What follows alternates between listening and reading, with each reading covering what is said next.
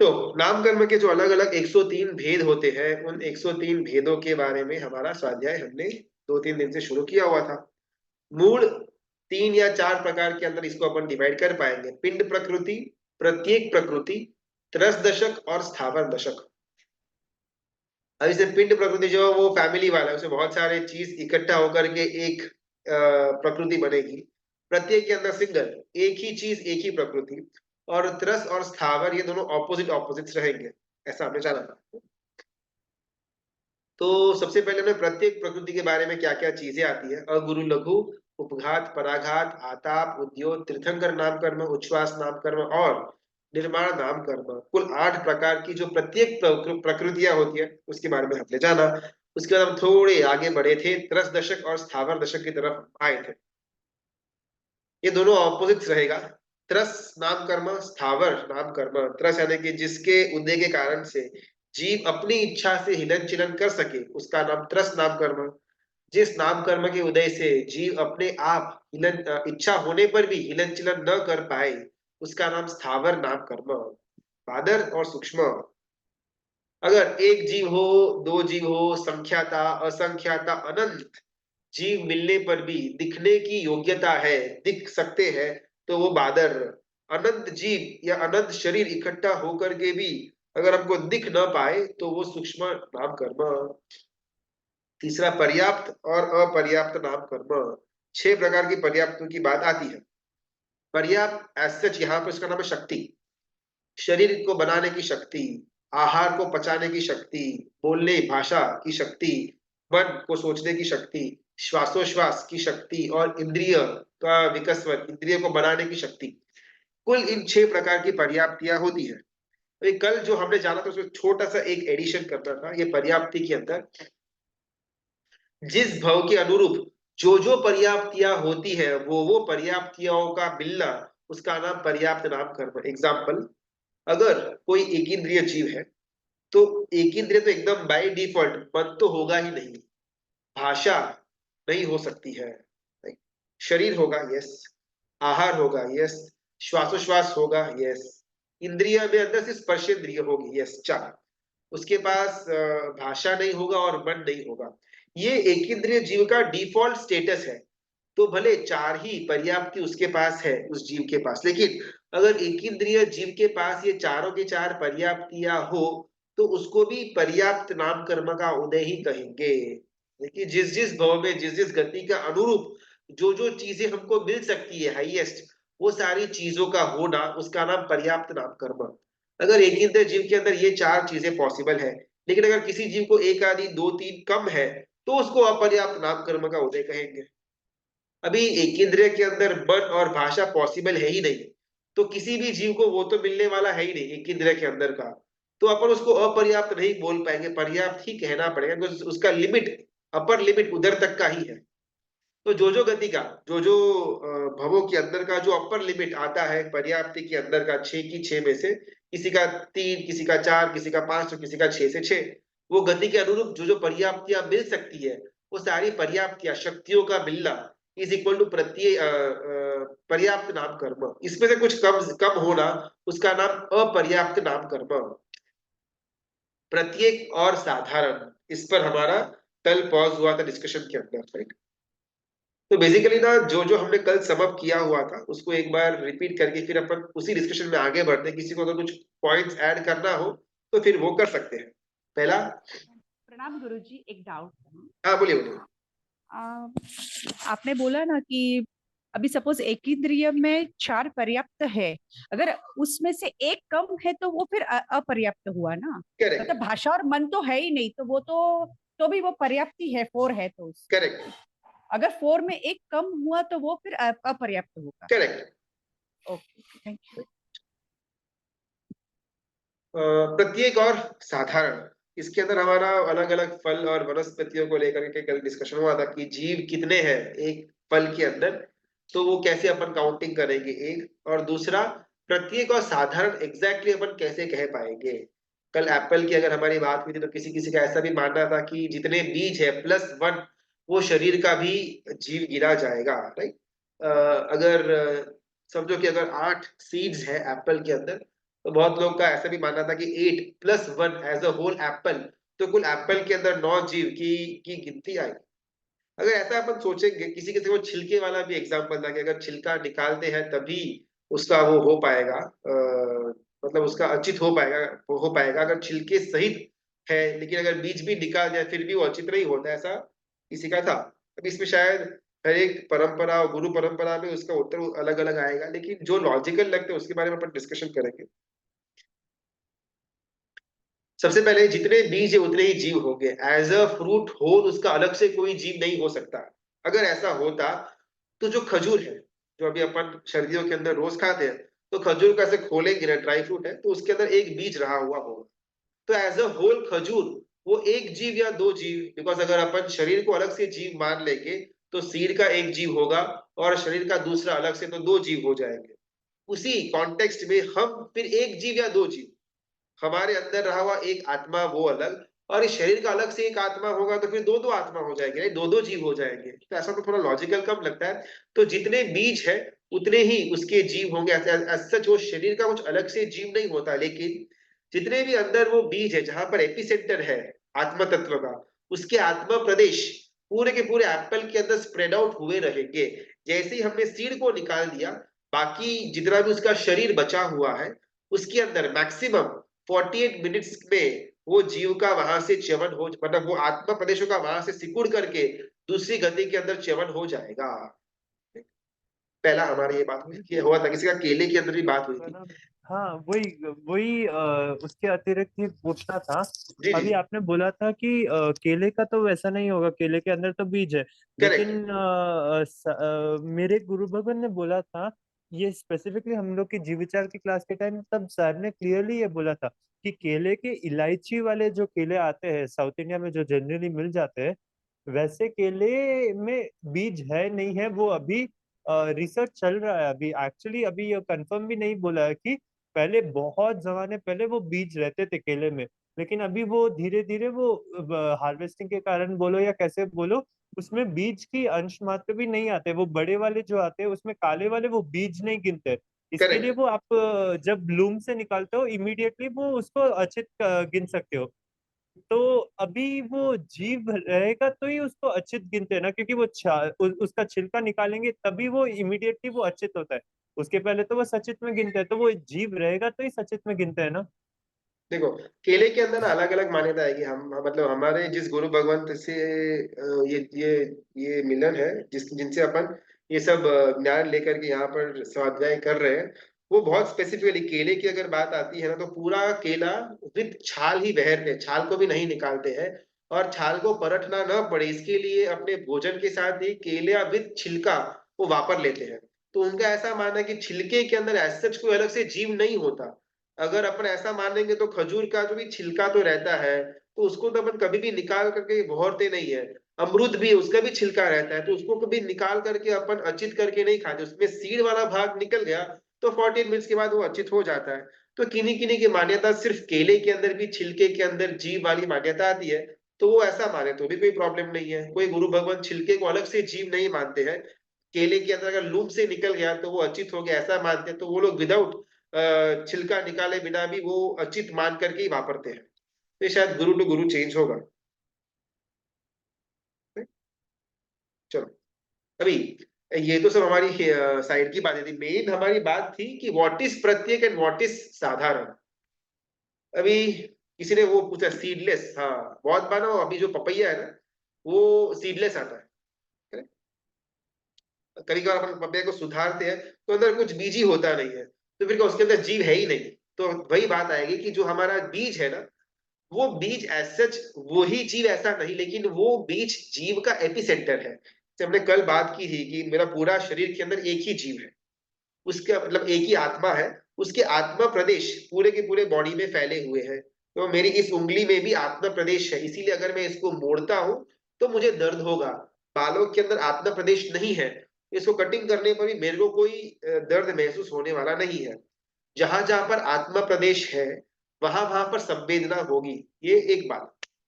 तभी अगर इसके अंदर आत्मा प्रदेश है, अगर मैं इसको तोड़ूंगा, मतलब मेरी उंगली को तोड़ दूंगा, तो मुझे दर्द होगा लेकिन मेरा जीव नहीं जाएगा, मैं मरूंगा नहीं।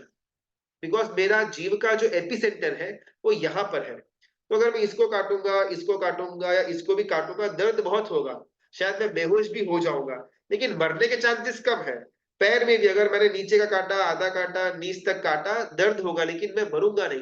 लेकिन अगर ये इतना सा काट दिया, मैं मर जाऊंगा। ये इतना सा काट दिया, मैं मर जाऊंगा। ये पेट का भाग अलग अलग कर दिया तो मैं मर जाऊंगा।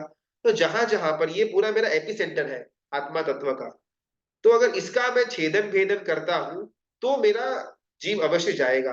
बाकी चीजों का छेदन भेदन करने से मेरा जीव नहीं जाएगा, दर्द होगा, बिकॉज वहां पर आत्मा प्रदेश है। सिमिलरली जो सीड है वो एपिसेंटर है, वहां पर उसका कॉन्सेंट्रेटेड किया हुआ है वो जो आत्मा प्रदेश है। अगर उसको हमने एक बार बाहर निकाल दिया तो बाकी का जितना भी बॉडी पड़ा हुआ है वो 48 मिनट्स के अंदर उसमें से भी आत्मा प्रदेश सारे के सारे खींच करके अलग गति के अंदर पहुंच जाएंगे। तो सीडलेस फ्रूट की बात आती है तो उसमें एपिसेंटर ऐसा कुछ है नहीं, लेकिन फिर भी एज अ फ्रूट वो पपैया होल एक ही जीव गिना जाएगा। जैसे ही हमने उसको आधा किया चाकू से, तो दो अलग अलग उसके टुकड़े हो गए, ऑटोमेटिकली 48 मिनट्स के बाद वो अचित हो जाएगा, बिकॉज उसमें एपिसेंटर कुछ है नहीं निकालने के लिए। लेकिन उसका बॉडी हमने आधा आधा कर दिया, बीज नहीं है, तो अपने आप 48 मिनट्स के अंदर वो अचित हो जाएगा। सिमिलरली वो ग्रेप्स है तो बहुत सारी ग्रेप्स के अंदर भी सीड होता है, वो तो एकदम सिंपल है, सीड को निकला तो अचित बनेगा। लेकिन बहुत सारी ग्रेप्स सीडलेस आती है, तो उसके अंदर भी उसका वो केले जैसा कॉन्सेप्ट लगेगा कि जो लूब है उसका पूरा का पूरा जो झुमका है, उसमें से अगर हमने द्राक्ष को अलग किया तो 48 मिनट्स के अंदर अंदर वो अचित हो जाती है, बिकॉज अंदर सीड नहीं है, बस उसको अलग किया मात्र से वो अचित बन जाएगा। अभी ये तो हमारा साइड की बातें होंगी। मेन व्हाट इज प्रत्येक एंड व्हाट इज साधारण। तो हम तो एक भी फ्रूट में वैसे भी छिलका नहीं रखते हैं, क्योंकि छिलके के साथ खाना किसी को पसंद नहीं होता है, और सब्जी में भी छिलका निकाल के कुछ फ्रूट तो सब बेरी होगा ना हमारे पास। देखो छिलके के अंदर आप खाओ या छिलके के अंदर न खाओ, वो पसंद आए या पसंद न आए वो अलग टॉपिक है, लेकिन सच छिलके के अंदर कोई अलग से जीव नहीं होता। उसका जो फल है या जो जो सब्जी है, एज सच उसका जो बॉडी वो एक शरीर है, और उसके अंदर जितने बीज है उतने नंबर ऑफ जीव है। और अगर बीज नहीं है तो एज अ होल वो एक ही जीव गिना जाएगा। जैसे ही हमने उसमें से सीड को बाहर निकाल दिया, फिर शरीर पड़ा हो विद छिलका या विदाउट छिलका, ऑटोमेटिकली 48 मिनट्स के अंदर वो अचित बन जाता है, ऐसी मान्यता है। कई कई गुरु भगवंतों के मान्यता के अंदर थोड़ा डिफरेंस आता है, तो हर एक का अपना अपना व्यू पॉइंट है, और हर एक सही भी हो सकता है। आखिरकार अपना तो ये अनेकांतवाद वाला फंडा है, तो अपन के गुरु जो मानते हैं अपने को वो मान्यता के अंदर लेकर के आना। लेकिन वापस coming back to this main हमारा फोर्थ वाला, प्रत्येक और साधारण। ये बहुत बार ना अपने विचार में ऐसा होता है कि एक शरीर के अंदर अगर एक जीव हो तो अपन उसको प्रत्येक मानते हैं। जनरली आज तक हमको भी, मेरे को भी ऐसे ही मान्यता के अंदर था कि एक शरीर उसके अंदर एक जीव तो प्रत्येक, एक शरीर के अंदर कई जीव तो वो साधारण। मेरा एक शरीर है, मेरे अंदर एक जीव है, तो मैं प्रत्येक के अंदर गिना जाऊंगा। लेकिन अगर सेब है जिसमें 8 जीव है तो फिर वो प्रत्येक या साधारण। या अगर वो टमाटर है 50 या 100 जीव आते हैं, ककड़ी के अंदर शायद कई ज्यादा जीव आते होंगे, खजूर के अंदर एक ही जीव आता है, तो वो तो एकदम ईजी है प्रत्येक के अंदर। तो एग्जैक्टली प्रत्येक और साधारण के अंदर का डिफरेंस क्या? तो एक शरीर उसके अंदर एक जीव हो, या एक शरीर के अंदर 2 जीव हो, या 10 जीव हो, या 100 जीव हो, या लाख जीव हो, या करोड़ जीव हो, या संख्याता काउंटेबल जीव हो, या असंख्याता अनकाउंटेबल जीव हो, ये सब कुछ प्रत्येक के अंदर ही आएगा। एक पपैया है, अंदर शायद 150-200 जीव है, फिर भी वो प्रत्येक ही कहलाएगा। एक वाटरमेलन है, शायद अंदर 1000, मालूम नहीं 500,000 तो भी वो बीज होते हैं, तो वो भी प्रत्येक के अंदर ही गिना जाएगा। टमाटर चाहे कितने भी सीड्स हो प्रत्येक के अंदर ही गिना जाएगा। पिंच ऑफ सॉल्ट, उसके अंदर असंख्य जीव है, फिर भी वो प्रत्येक ही गिना जाएगा। जिस क्षण एक शरीर अनंत जीव वो कैटेगरी में पहुंच जाता है, उसी समय उसको साधारण नाम कर्म कह पाएंगे। एग्जाम्पल आलू, एक शरीर उसके अंदर अनंत जीव रहते हैं, तो उसको अपन साधारण नाम कर्म का उदय कहेंगे। एकदम सिंपल डेफिनेशन, एक शरीर के अंदर एक दो संख्याता असंख्याता तक जीव रहते हो एक ही शरीर के अंदर, तो उसको प्रत्येक नाम कर्म का उदय कहेंगे, उसको अपन प्रत्येक वनस्पति काय कहेंगे। जिस क्षण एक शरीर के अंदर अनंत जीव रहते हो, उस गति को अपन साधारण वनस्पति काय कहेंगे और उन जीवों को साधारण नाम कर्म का उदय ऐसा हम मानेंगे।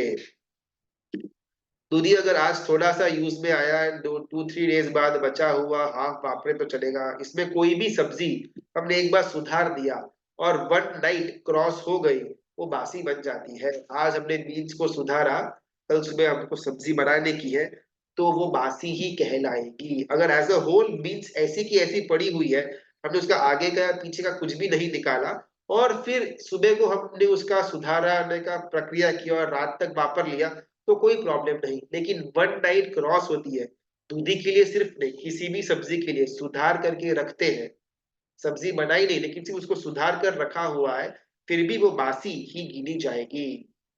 राइट, चलो यहाँ तक क्लियर है। तो हम आगे बढ़ते हैं। पांचवा, स्थिर नाम कर्म और अस्थिर नाम कर्म।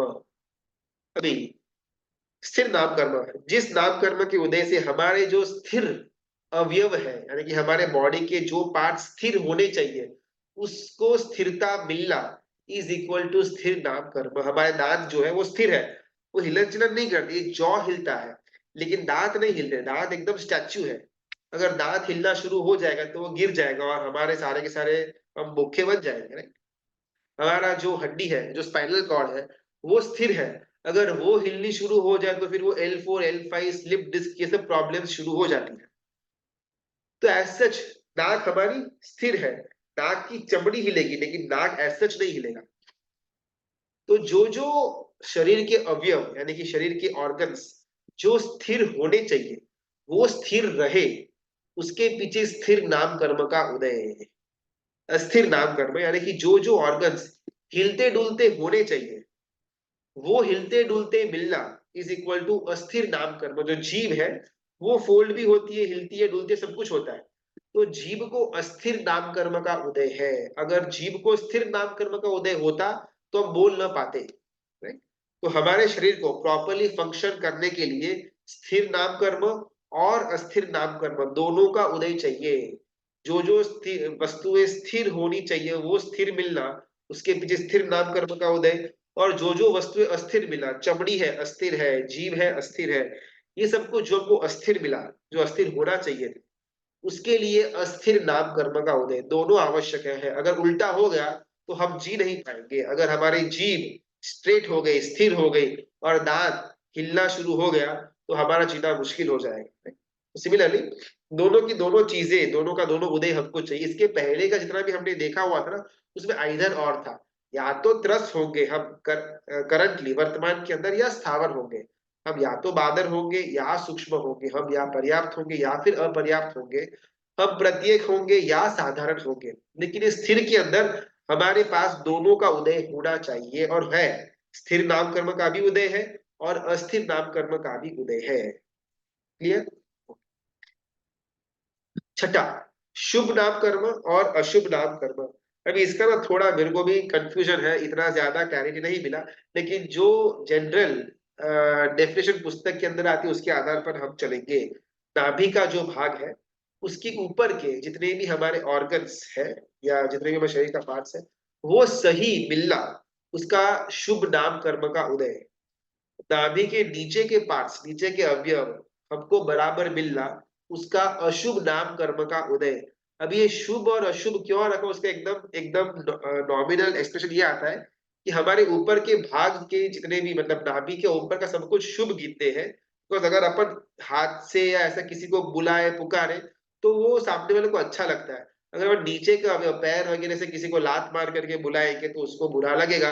बस इतना ही एकदम एकदम नॉर्मल एक्सप्लेनेशन है। अगर अपन इसमें लॉजिक को ऐड करेंगे तो थोड़ा डिफिकल्टी होएगा। बिकॉज अगर हाथ से मैं किसी को बुलाऊं तो शुभ, लेकिन किसी को थप्पड़ मारा तो वो अशुभ हो जाएगा।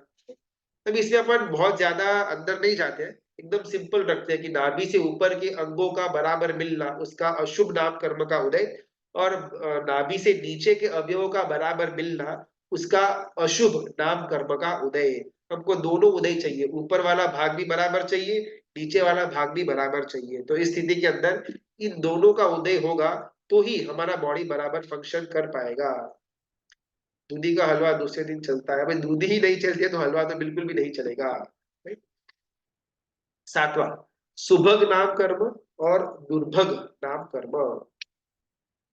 सुभग एकदम मस्त है ये।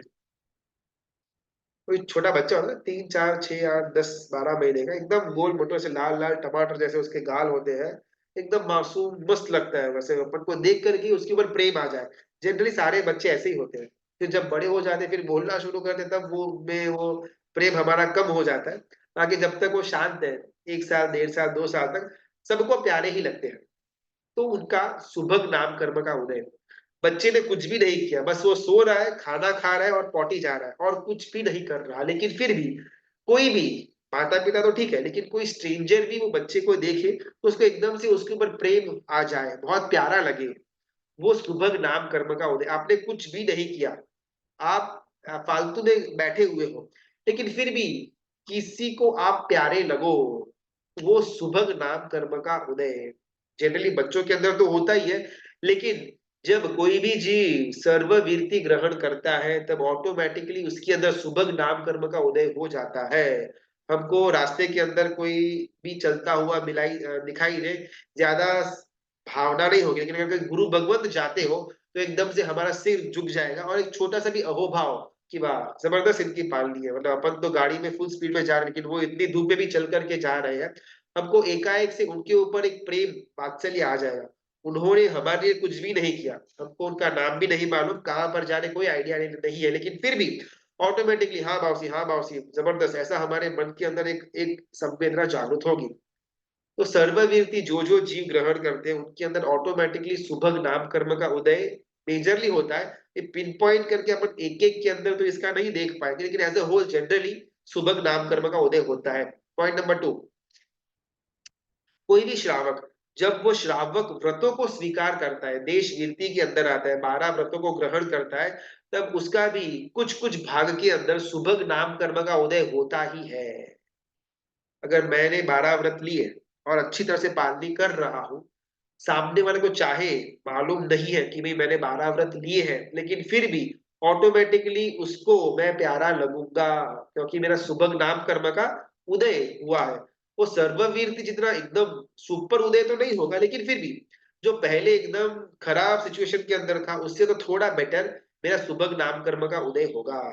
दुर्भग नाम कर्म, मैं चाहे कितना भी घिसू, कितना भी पापड़ बेलूं, कितना भी घर के अंदर काम करूं, वो रसोई के अंदर पड़ी रहूं, लेकिन फिर भी मुझे कोई प्रेम ही न करे, मुझे कोई अच्छी तरह से बात भी न करे, मुझे कोई अच्छी तरह से बुलाए भी नहीं, मेरी कोई काउंटिंग ही न हो, उसका नाम दुर्भग नाम कर्म का उदय। बहुत बार ना लेडीज लोग ये कंप्लेन होती है, तो पूरा दिन रसोई घर के अंदर, किचन के अंदर हमारा पूरा जीवन बीत जाता है, लेकिन न बच्चे अप्रिशिएट करते हैं, ना ही पति अप्रिशिएट करता है, और अब पूरा का पूरा जीवन बस इसी के अंदर निकल गया। तब उस समय को, इस बात को में को याद रखना कि उसमें न पति का फॉल्ट है, न बच्चे का फॉल्ट है, हमारे खुद के पूर्व भव के अशुभ नाम कर्म का जो बंद किया हुआ था उसका उदय, सॉरी, दुर्भग नाम कर्म का जो बंद किया हुआ था उसका जो उदय हो रहा है, अभी हुआ है, उसके कारण से मेरी ये सिचुएशन है। इसमें किसी का फॉल्ट नहीं, अगर फॉल्ट है तो मेरे खुद के पूर्व भव के कर्मों का ही फॉल्ट है। बिकॉज जनरली ना बहुत लेडीज को ऐसा होता है कि यार मुझे तो कोई अप्रिसिएशन ही नहीं कर रहा, मुझे तो कोई वैल्यू ही नहीं कर रहा, मैं तो इतना करती हूँ, मैं तो उतना करती हूँ।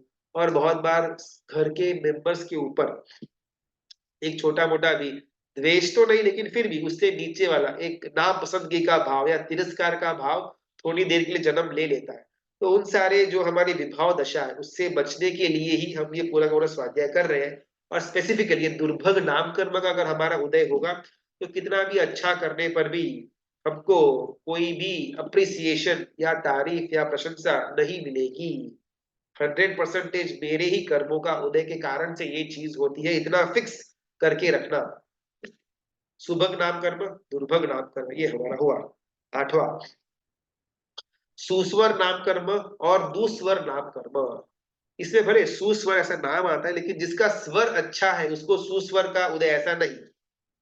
मेरा स्वर चाहे अच्छा हो या बुरा हो, दैट इज नॉट इम्पोर्टेंट, लेकिन मैं जो बोल रहा हूं, मेरी जो वाणी है, वो अगर सामने वाले को पसंद आती हो, उसको सुनने के अंदर मजा आती हो, इच्छा होती हो, तो मेरा सुस्वर नाम कर्म का उदय है।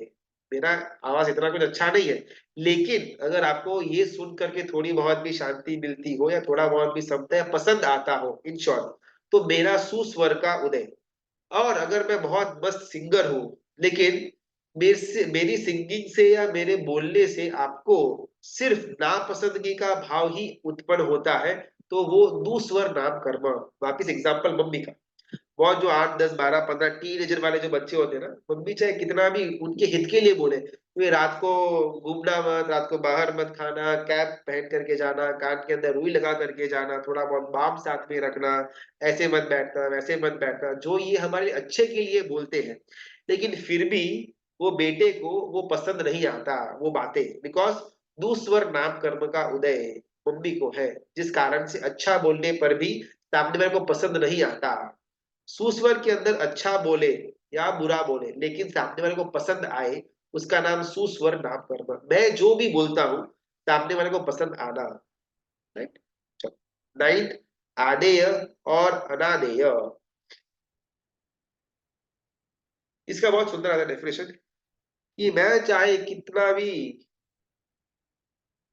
माइंडलेस बातें करूं, जिसका कोई बेस ही नहीं, जिसका कोई अर्थ ही नहीं, एकदम पागल जैसी बात करूं, लेकिन फिर भी सामने वाला मेरी बात माने, उसका नाम मेरा आदेय नाम कर्म का उदय है।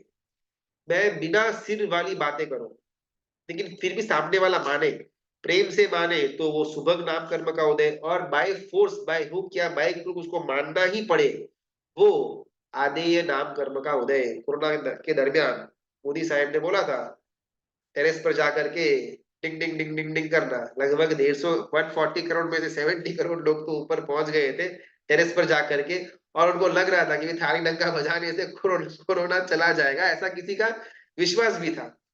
भले अच्छा था बुरा था उसको साइड में रखते, लेकिन फालतू बात के अंदर भी लोग आपको एक्सेप्ट करें, ये आदेय नाम कर्म का उदय है।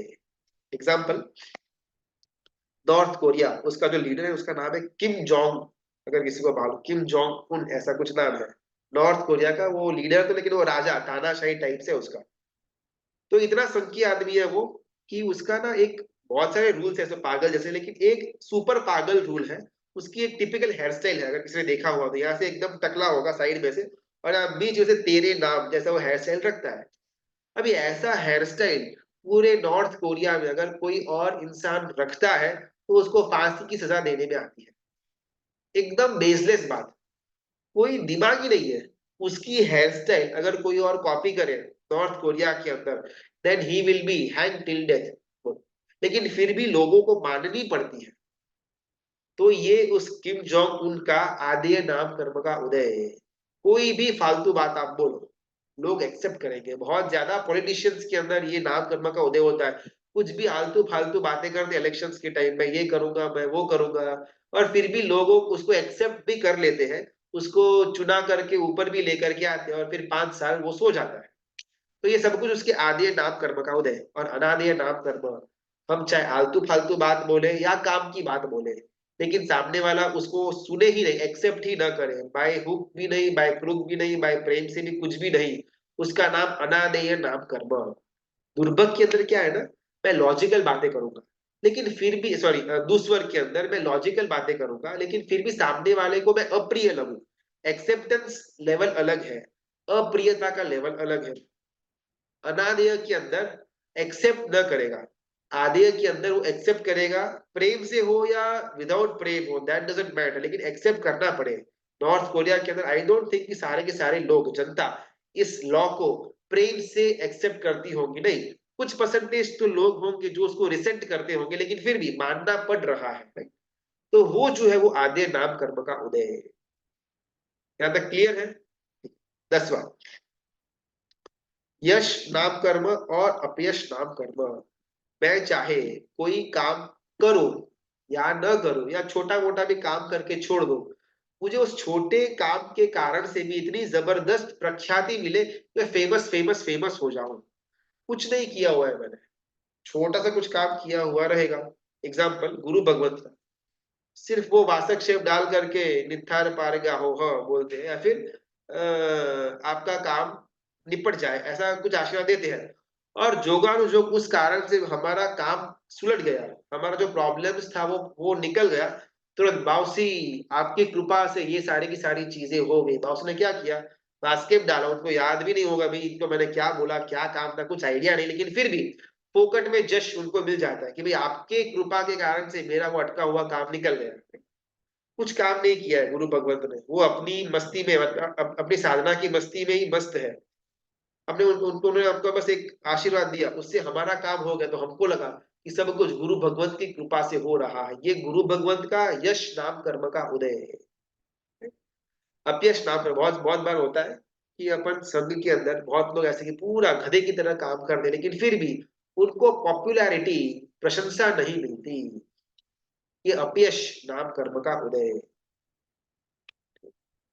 कुल हमारे यहाँ पर ये 10 और स्थावर और 10 त्रस दशक के भेद पूरे होते हैं।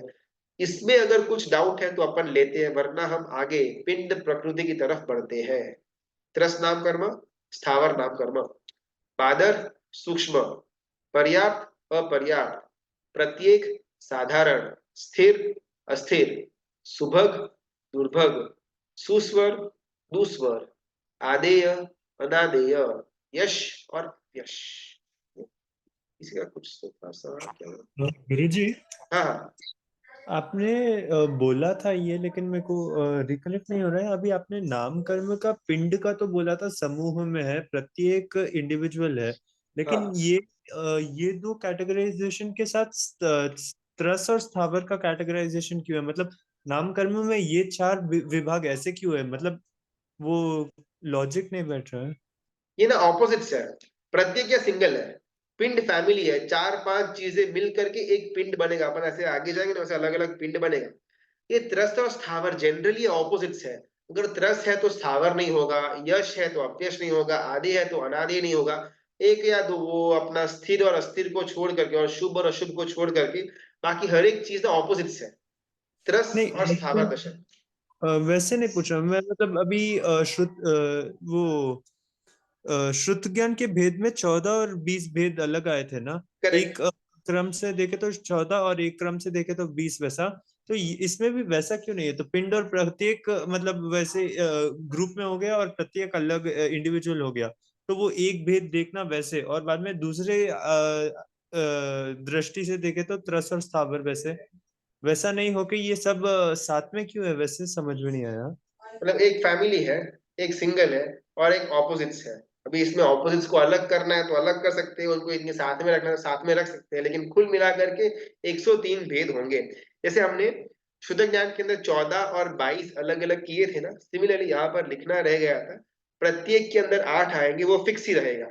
त्रस और स्थावर के अंदर 10-10 आएंगे, वो भी फिक्स रहेगा।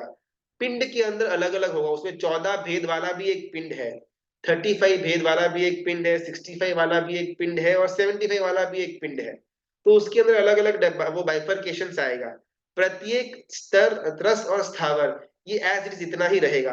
तो पिंड में अपन जितने उसके बाइफरकेशन करेंगे उतने ज्यादा नाम कर्म के भेद होंगे। अगर 14 ही हमने पकड़ा पिंड के अंदर, तो 14 + 8 + 10 10, तो कुल कुल कितना होता है? 14 8 28 + 2, हाँ 42। 42 प्रकार का ही नाम कर्म गिना जाएगा। अगर पिंड के अंदर 14 के बदले अगर हम 65 75 गिनते हैं तो 103 तक जाएगा आंसर, राइट। तो जो आपने वो 14 20 वाला भेद बोला शुद्ध ज्ञान के अंदर, वो भेद पिंड के अंदर आएगा। प्रत्येक त्रस्त और स्थावर इतना ही एज इट इज इतना ही रहेगा। अच्छा, पर्याप्त ठीक है।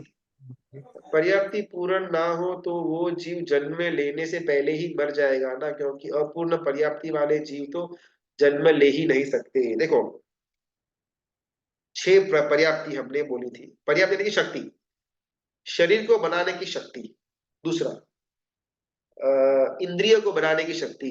तीसरा आहार को पचाने की शक्ति। चौथा मन की शक्ति।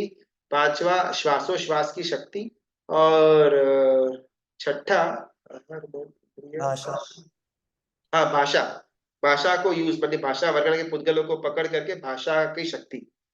अभी कोई जीव पंचेंद्रिय मनुष्य है, लेकिन समझो कि वो बोलता नहीं है, मतलब उसका वो इल्ल है, ये कुछ है नहीं। तो वो भले पंचेंद्रिय है, जन्मा हुआ उसका बड़ा भी हो गया, लेकिन बेचारे का है ही नहीं है, साउंड बॉक्स ही नहीं है, जीव ही नहीं है।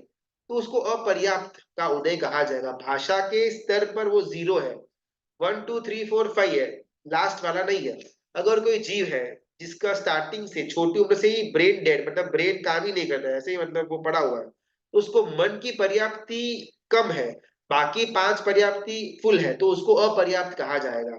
जस्ट बिकॉज उसको पर्याप्ति नहीं है, वो जन्म ही नहीं ले पाएगा, मर जाएगा, ऐसा अपन नहीं बोल पाएंगे। हाँ, शरीर बनाने की पर्याप्ति अगर नहीं है तो ऑब्वियसली वो जन्म लेने से पहले ही उसका वहां से च्यवन हो जाएगा। तो कुछ कुछ पर्याप्ति बहुत ज्यादा इंपॉर्टेंट है, उसके बिना जीव जन्म ही नहीं ले पाएगा। कुछ कुछ पर्याप्तियां ऑप्शनल है, अगर वो नहीं है फिर भी जन्म भी हो जाएगा, भोग भी पूरा हो जाएगा, थोड़ी बहुत दिक्कत होगी। तो ये केस टू केस पर्याप्ति के अंदर वेरी होगा। सुस्वर ने अनादेय के अंदर क्या है? सुस्वर जो है, हमारा बोला हुआ सामने वाले को अच्छा लगना वो सुस्वर, हमारा बोला हुआ सामने वाले को अच्छा न लगना वो दुस्वर। अनादेय के अंदर हम जो बोलते हैं वो सामने वाला मानता नहीं, उसका नाम अनादेय। मैं आपको बोलता हूँ कि भाई रात को खाना नहीं खाना चाहिए, आपको पसंद आया, लेकिन आप मानते हो नहीं हम तो भाई रात को ही खाएंगे, तो मेरा दूसवर का नहीं लेकिन मेरा अनादेय का नाम कर्म का उदय है। अच्छी चीज भी बोली, आपको पसंद भी आई, लेकिन फॉलो किया नहीं किया। तो फॉलो करने की जो बात आती है वो अनादेय के अंदर जाएगी। मेंटली हमको अच्छा लगना या बुरा लगना वो दुर्भग के अंदर, वो दुस्वर के अंदर आएगा। अभी विकलांग, हाँ विकलांग तो ऐसा जो हिंदी टर्म है, ये तो हमारी शास्त्रीय भाषा है। जैसे हम अपन इसको रसनेन्द्रिय बोलते हैं, लेकिन अपन कभी भी नॉर्मल टॉक्स के अंदर रसनेन्द्रिय यूज नहीं करेंगे, अपन टेस्ट ऐसा ही बोलेंगे। इसको घ्राणेन्द्रिय बोलते हैं, अपन तो नाक ही बोलते हैं। तो वो हमारा एक नॉर्मल रूटीन की भाषा है विकलांग वगैरह, और एक शास्त्रीय भाषा अपर्याप्त और पर्याप्त वाली। तो भले दोनों का मीनिंग तो एक ही है, अपन जनरली वो जो हमारी रेगुलर भाषा चलती आती है उसी को अपन ज्यादा यूटिलाइजेशन के अंदर लेकर के आते हैं। अभी ना बहुत एक सुंदर प्रश्न पूछता है, वो प्रश्न का थोड़ा चिंतन करके हम कल वापस मिलेंगे। चलो, अभी कौन सा आरा चल रहा है? अभी पंचम आरा। Very good, पंचमारा। यहाँ पर भरतक क्षेत्र के अंदर कौन से आरे के अंदर मोक्ष का द्वार खुला होता है? महाविद्य क्षेत्र। भरतक क्षेत्र के अंदर कौन से आरे में मोक्ष का द्वार खुला होता है? थर्ड और फोर्थ और 1 to 5वें 4 आ रहे थे ना। चौथे आरे में, चौथे आरे में गुरुजी। ठीक है, तीसरे का चौथे बहुत आरे में छोट, जन्म भी, 5वें आरे में मोक्ष जा सकता है। तीसरे का लास्ट हाँ लास्ट एकदम और फिर चार पूरा। हाँ ओके। तो चलो तीसरे का एकदम लास्ट छोटा सा भाग उसको एक बार भी साइड में रखते हैं। तो मोटा मोटी जो चौथा आरा है वो कंप्लीटली हुआ, राइट? चौथे आरे के अंदर समय कितना? 21,000 42,000 वर्ष कम एक कोडाकोडी सागरोपम। राइट, 42,000 वर्ष न्यून एक कोडाकोडी सागरोपम। अपन 42,000 वाला छोटा मोटा है, वो अपन थर्ड आरे का एंडिंग का उतना रहेगा ऐसा अपन अप्रोक्सीमेटली मान लेते हैं, तो दोनों को नलिफाई कर देते हैं।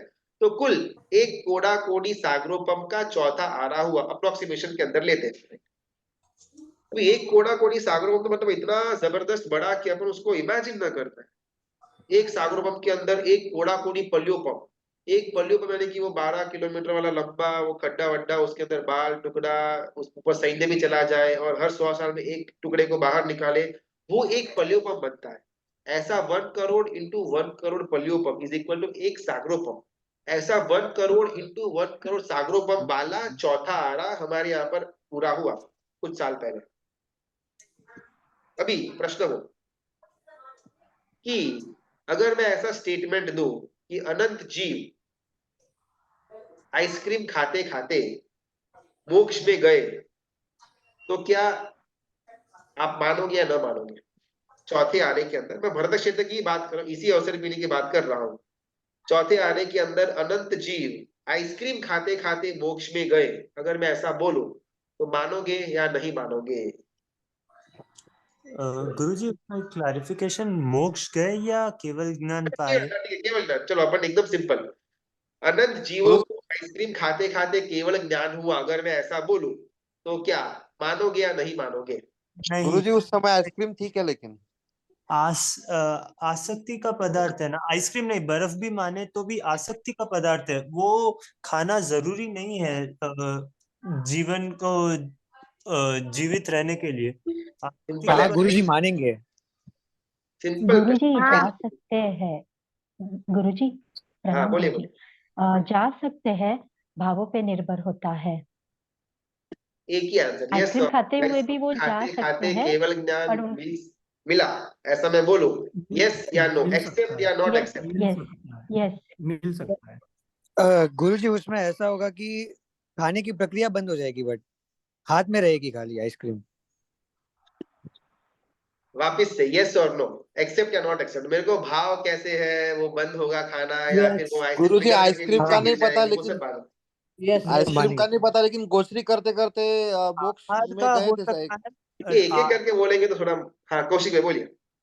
आइसक्रीम आहार का हो सकता है गुरुजी, होता है, लेकिन आइसक्रीम का आसक्ति का पदार्थ है वो, उसको खाना जरूरी नहीं है, तो उसके लिए नो है शायद। हमारे यहाँ पर लगभग कुछ समय पहले ना हमने एक कथा ली थी, वो मच्छी मार वाली, कि मच्छी मार का बेटा किसी ने को याद हो तो मच्छी को मतलब सुधार उसको मार करके बाहर बेच रहा था, और उस समय मच्छी को वो काटते हुए उस समय उसको केवल ज्ञान की प्राप्ति हुई, और ये हमने घटना देखी हुई थी शायद, मच्छी मार का बेटा ऐसा कुछ उसका नाम था कथा का। तो अगर मच्छी का हिंसा करते करते भी केवल ज्ञान की प्राप्ति हो सकती है, तो वापस मेरा प्रश्न, आइसक्रीम खाते खाते केवल ज्ञान अनंत लोगों को मतलब, हाँ अनंत अनंत जीवों को मिला, तो ये पॉसिबल या impossible, accept not accept? Possible.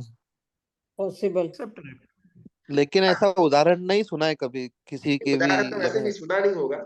मेरा तो बस अपने को ना इसमें ये प्रश्न एकदम फालतू वाला है, मैंने वो जो आधे वाली नाम बोली, कितनी भी फालतू बात करो लेकिन फिर भी सामने वाला मानेंगे, तो उसका एग्जाम्पल ये नहीं है, लेकिन वो समझाने के लिए उसका अपन एक पार्ट यूज कर सकते हैं। एकदम फालतू प्रश्न है, इसका कोई ज्यादा मतलब बेस नहीं है, लेकिन इससे जो उत्तर बाहर निकलेगा ना, उससे बहुत एक सुंदर तत्व हमको समझने का प्रयत्न करना है। प्रश्न एकदम फालतू है, एकदम वाहियात प्रश्न, लेकिन प्रश्न का उत्तर इंपॉर्टेंट बिल्कुल भी नहीं है। प्रश्न के बाद में जो हमारा थिंकिंग पैटर्न आएगा, उसके द्वारा बहुत सुंदर एक तत्व को अपने को बाहर निकालने का है। आप सोच करके आना, कल अपन वापस मिलेंगे और ये जो आइसक्रीम वाला है उसके ऊपर थोड़ा अपन चर्चा विचारना करेंगे।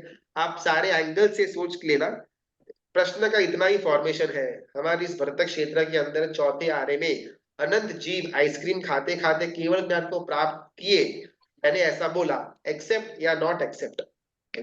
थोड़ा सोचना, सबके अलग अलग आंसर्स आएंगे, सबके अलग अलग विचार भी सामने आएंगे। इस पर अपन डिस्कशन कल शाम को वापस जब मिलेंगे तब करेंगे। अभी हम यहाँ पर पॉज रखते हैं। मेन जो पिंड प्रकृति है उसके बारे में बस हमारा स्वाध्याय बाकी है। जैसे ही हमारा वो पिंड प्रकृति पूरा होगा, आठों के आठ कर्म का हमारा विवेचन पूरा हो जाएगा, और फिर जो मेन टॉपिक जिसके कारण से हमने वो उपमिति बहुप्रपंच कथा को पॉज पर रखा हुआ था, 14 गुणस्थानक, उसकी अपन शुरुआत करेंगे और डिस्कशन करते करते एक एक गुणस्थानक को प्रॉपरली समझने का प्रयत्न करेंगे।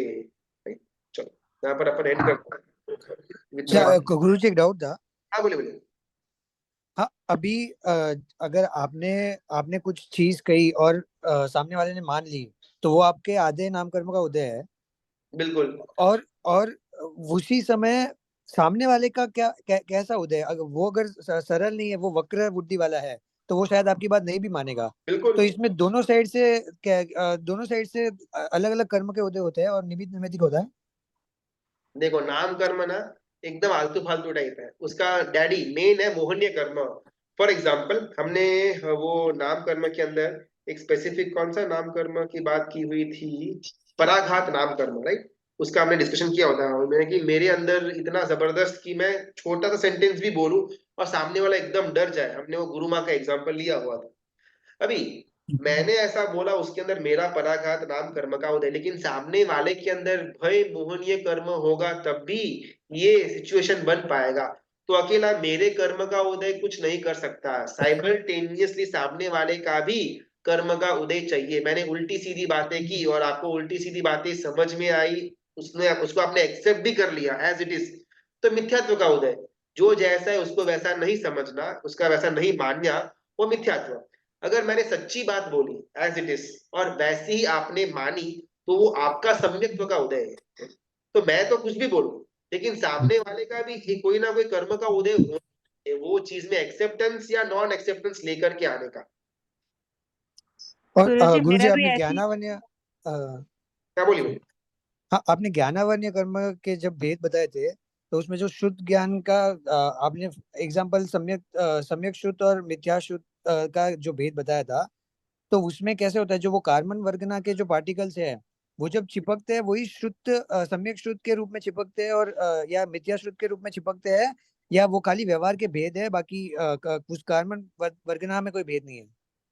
देखो, ऐसे ना कार्बन वर्गना के अंदर कोई भेद नहीं आता। हमने जो यहाँ पर 8 कर्म देखे, 8 कर्म के अगर उत्तर भेद देखे तो देखे तो लगभग 150-60 के आसपास का नंबर आता है। 103 तो नाम कर्म के, 28 मोहनीय कर्म के, 5 ज्ञाना, ऐसे करते करते कुल 150 या 160 ऐसा कुछ नंबर आता है। तो अभी कार्बन वर्गना तो एक ही है। कुछ ज्ञानावर्णीय, मति ज्ञानावर्णीय की अलग से कार्बन वर्गना हो, दर्शनावर्णीय की अलग, ऐसा कुछ नहीं होता है। कार्बन वर्गना तो बाय डिफॉल्ट एक ही रहेगी। वो रॉ मटेरियल है, मतलब गेहूं का आटा है, उससे मैं रोटी भी बना सकता हूँ, जाड़ी रोटी भी बना सकता हूँ, और व्हीट पिज्जा भी बना सकता हूँ। मेरी मेरी इच्छा, मुझे क्या बनाना है। तो वैसे कार्बन वर्गना एक ही टाइप की होगी, उसके अंदर अलग अलग टाइप्स नहीं आएगी। मैं कौन सी क्रिया, कौन सा भाव मेरा मन, वचन और काया कौन से योग के अंदर है, मेरी मान्यता कैसी है, वो जो 4 चीज हमने देखी थी, मिथ्यात्व, अविरति, कषाय और योग, उसके कॉम्बिनेशंस के द्वारा कार्बन वर्गना को ग्रहण करके मेरा आत्मा या तो मति ज्ञानावर्णीय कर्म का बंद करेगा, या शुद्ध ज्ञानावर्णीय कर्म का बंद करेगा, या नाम कर्म के अंदर पराघात नाम कर्म का बंद करेगा। वो मेरे ऊपर डिपेंडेंट है। लेकिन कार्बन वर्गना एज सच एक ही टाइप की होती है, उसमें कोई अलग अलग वेराइटीज नहीं होती। तो अभी अगर मैं अभी एक समय पहले मिथ्यात्व पे था और एक समय बाद सम्यक्त्व पे आया, तो करेक्ट। मेरी जितनी भी कार्बन वर्गना ज्ञान शुद्ध ज्ञानावर्ण की थी, वो बदल के मिथ्या शुद्ध से सम्यक शुद्ध हो गई, कि अभी से मैं जो बंद करूंगा वो सम्यक शुद्ध होगी? पहले ना अपन शुद्ध ज्ञान के अंदर का जो 2 भेद है, ये सम्यक श्रुत और मिथ्या श्रुत। शुद्ध ज्ञान का ये भेद है। अभी जो सम्यक शुद्ध ज्ञानावर्णीय कर्म है, वो हमारे सम्यक शुद्ध के ऊपर पर्दा डालने का काम करता है। जो मिथ्या शुद्ध ज्ञानावर्णीय कर्म है, वो मिथ्या शुद्ध के ऊपर पर्दा डालने का काम करता है। अभी न मिथ्या शुद्ध ज्ञानावर्णीय कर्म अच्छा, न ही सम्यक शुद्ध ज्ञानावर्णीय कर्म अच्छा। सबसे पहला सम्यक शुद्ध, यानी कि वो धर्म की पढ़ाई या स्कूल की स्टडीज के ऊपर निर्भर नहीं होता। मेरे अंदर अगर सम्यक्त्व है, तो मेरे अंदर का ज्ञान सम्यक शुद्ध गिना जाएगा। फिर चाहे वो A+B² वाला हो या नाम कर्म वाला हो, सब कुछ सम्यक शुद्ध के अंदर ही आएगा। उसको ढकने का कोई काम करे, उसका नाम सम्यक शुद्ध ज्ञानावर्णीय कर्म। अगर मैं मिथ्यात्वी हूँ, मेरा मान्यता एकदम गड़बड़ वाली चल रही है, तो भले मैंने नौकार मंत्र या वो सगरम भी सीखा हुआ हो, जिसको अपन सो कॉल्ड सम्यक शुद्ध ज्ञान आने के, लेकिन फिर भी अगर मैं मिथ्यात्वी हूँ, तो मेरे अंदर उसका स्तर मिथ्या शुद्ध का ही कहा जाएगा। उसके ऊपर जो आवरण लेकर के आने का काम करे, उसका नाम मिथ्या शुद्ध ज्ञानावर्णीय कर्म। एकदम सिंपल समझ लेना। शुद्ध ज्ञान हो, दर्शनावर्णीय हो, नाम कर्म हो, आयुष्य हो, ये सब बहुत आलतू फालतू, मतलब एकदम छोटे। मेन तो मोहनीय कर्म है, उसके अंदर का जो दर्शन मोहनीय और चारित्र मोहनीय है, वो ही पूरी की पूरी बाजी चलाता है। ये लोग तो छोटे मोटे प्यादे हैं। जो राजा और रानी है, वो दर्शन मोहनीय और मिथ्यात्व मोहनीय है। अच्छा, समझ गया। Thank you. आज कुछ प्रश्न एंड करते हैं। मित्रा की आज्ञा में तुझे बोला हुआ हो तो इच्छा में दुगना। कल हम वो आइसक्रीम वाला थोड़ा बहुत चर्चा में लेकर के आएंगे। जो भी विचार उद्भव होते हो, उसको थोड़ा बहुत याद करके रखना। कल हम जब मिलेंगे, तब एक एक के साथ थोड़ा प्रॉपर चर्चा करके एक बहुत सुंदर तत्व इसमें से अपने को बाहर निकालने का है।